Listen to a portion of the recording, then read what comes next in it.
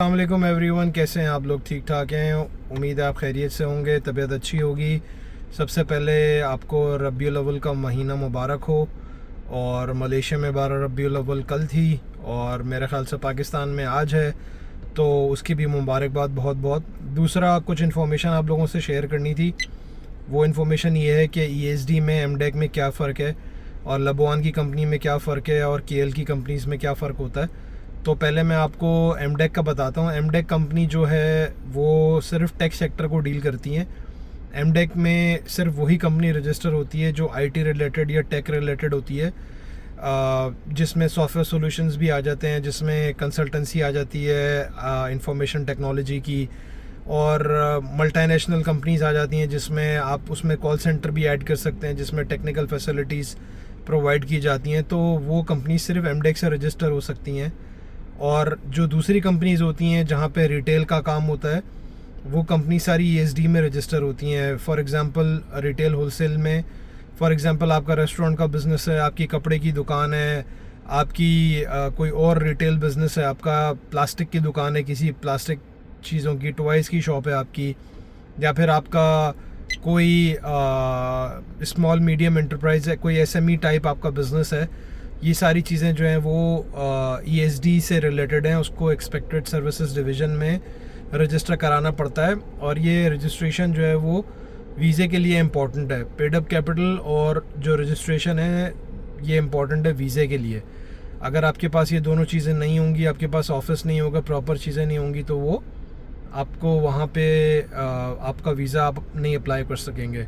और लबवान कंपनी जो है वो ऑफशोर कंपनी होती है। लबवान में आप अपना ऑफशोर कंपनी रजिस्टर करा के वहाँ से आप वीज़ा भी कर सकते हैं। वहाँ पे आप सर्विसेज की कंपनी खोल सकते हैं, ट्रेडिंग की कंपनी खोल सकते हैं।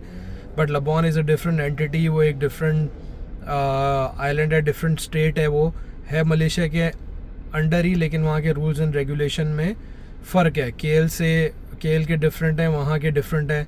तो बहुत सारे लोग इसको कंफ्यूज करते हैं कि जी आप मेरी कंपनी एमडेक से रजिस्टर करा दें, बल्कि काम उनका जो है वो कोई और होता है, रिटेल का काम करना चाहते हैं वो लोग या कोई दूसरा काम।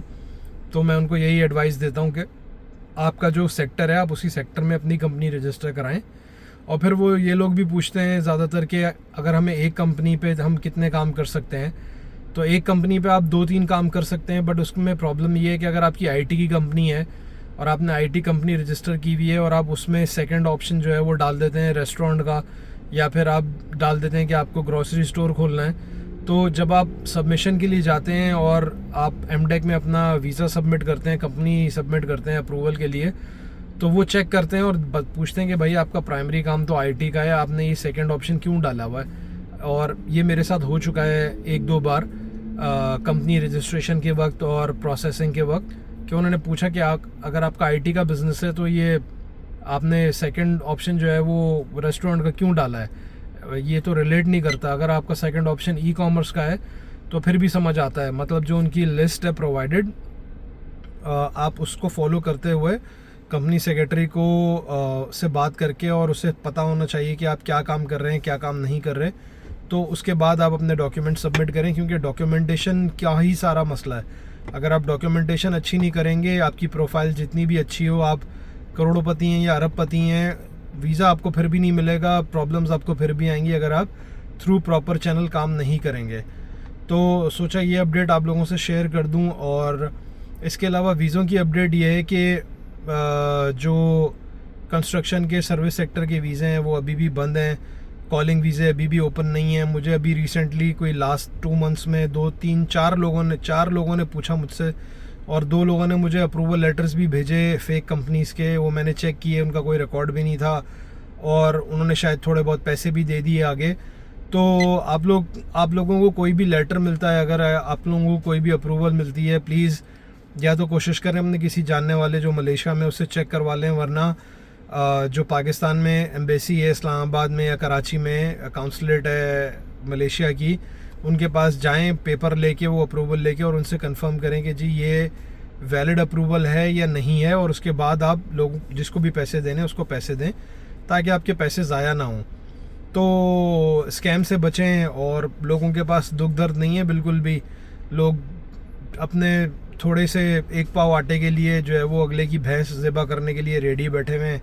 टाइम इतना ख़राब है कि वो सोचते समझते नहीं है कि कोई बंदा जो गरीब है वो कोई अपना जेवर बेच रहा है, कोई अपनी ज़मीन बेच रहा है, कोई अपनी किसी से उधार लेकर आ रहा है, कोई रिश्तेदारों से उधार लेकर आ रहा है। मेरे पास यहाँ पे इतने ही केसेस हैं। अगर मैं वीडियो बनाना शुरू कर दूँ कि जब मैं लोगों से मिलता हूँ तो उनकी कहानी अगर मैं बताना आपको शेयर करना शुरू कर दूँ तो मेरे ख्याल से हफ्ते के 2-3 व्लॉग तो वैसे ही बन जाएंगे जो सिर्फ कहानियों पे बेस होंगे, कि उसमें आपको बताएंगे कि कोई 6 लाख रुपए दे के विज़िट पे आया, कोई 8 लाख रुपए दे के विज़िट पे आया, किसी को एजेंट ने होटल में ठहरा के और वो खुद भाग गया, किसी को फेक डॉक्यूमेंट्स दे के उसको वीज़े के पैसे लेके और वो चला गया, बाद में वो पकड़ा गया तो पता चला कि जो है वो सब चीज़ें फेक थी उसकी। वो बेचारे को यही पता था कि ये सब ओरिजिनल है और मेरा वीज़ा लगा हुआ है। तो बेहतर है कि आप लोग सारी वेरिफिकेशन करके और फिर अपना काम किसी को दें और किसी जानने वाले से किसी से पता करवा लें अगर आप एम्बेसी नहीं जा सकते तो, ताकि वो आपको सही से गाइड कर दे। उम्मीद है कि एमडेक और ESD में आपको फ़र्क पता चल गया होगा। ये दोनों कंपनीज KL सेलेंगोर से रजिस्टर होती हैं और दोनों के पर्पसेस अलग अलग हैं और दोनों की जो रिक्वायरमेंट्स हैं वो भी अलग अलग हैं। तो मेक श्योर आप जब भी कंपनी रजिस्टर करें तो उसको फॉलो करें ताकि आपको बाद में कोई प्रॉब्लम ना हो और आपके पैसे ज़ाया ना हो। तो इस वीडियो को यहीं पे ख़त्म करते हैं और नेक्स्ट वीडियो में मिलते हैं कुछ मज़ीद इन्फॉर्मेशन के साथ। अल्लाह हाफ़िज़।